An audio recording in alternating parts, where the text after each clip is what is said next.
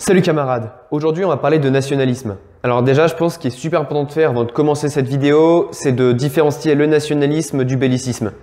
C'est deux notions que souvent les gens confondent et pourtant qui ne sont pas du tout la même chose. En relations internationales, le bellicisme désigne l'emploi de la force armée pour régler un conflit. Le nationalisme, lui, est un mouvement de défense contre les maux intérieurs, extérieurs qui attaquent un pays. Donc bien sûr jusque-là vous m'aurez suivi, à l'Action française nous sommes évidemment nationalistes et non pas bellicistes. C'est en 1792 que le mot nationalisme apparaît.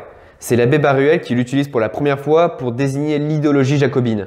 En 2 secondes, qu'est-ce que c'est? C'est une idéologie qui défend la souveraineté populaire et l'indivisibilité de la République française. Alors bien sûr, ça a aussi emmené la centralisation à outrance telle que nous la connaissons en France et telle que nous la combattons à l'Action française. À partir de cette époque, jusqu'à l'affaire Dreyfus et à Maurice Barrès, le nationalisme reste à gauche. Lorsqu'éclate l'affaire Dreyfus, le nationalisme commence à passer à droite, mais c'est surtout Maurice Barrès, dans son article du Figaro du 4 juillet 1892, qui le fit passer totalement à droite. En effet, Barrès à ce moment-là s'appuie bien plus sur le principe de nation-héritage, de nation-histoire. Bien sûr, c'est quelques mots, mais ça change totalement la donne. Cependant, son nationalisme reste romantique et républicain. Charles Maurras, notre maître à penser, lui utilise le positivisme, l'empirisme organisateur. Et à ce moment-là, il tirera du nationalisme cette fibre monarchiste et contre-révolutionnaire que nous lui connaissons aujourd'hui à l'Action française. On pourrait maintenant réduire le nationalisme par cette phrase « Il faut défendre l'héritage en attendant l'héritier ». Après avoir fait évoluer le sens du mot nationalisme, Maurras va le différencier du patriotisme. Le patriotisme est un sentiment.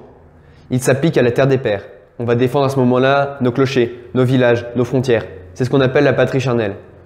Le nationalisme, lui, est un raisonnement. Et plutôt que de s'appliquer à la terre des pères, il va s'appliquer aux pères eux-mêmes. À ce moment-là, on va défendre le patrimoine immatériel de la France.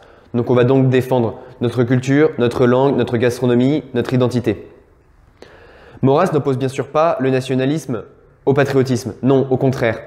On pourrait dire, comme Frédéric Amoretti, le nationalisme est la justification scientifique du patriotisme. Voilà, donc si vous avez aimé cette vidéo, n'hésitez surtout pas à la liker, à la partager, à la commenter. Alors les commentaires, ce sera très important pour que nous puissions vous répondre, pour approfondir justement cette vidéo qui est beaucoup trop courte.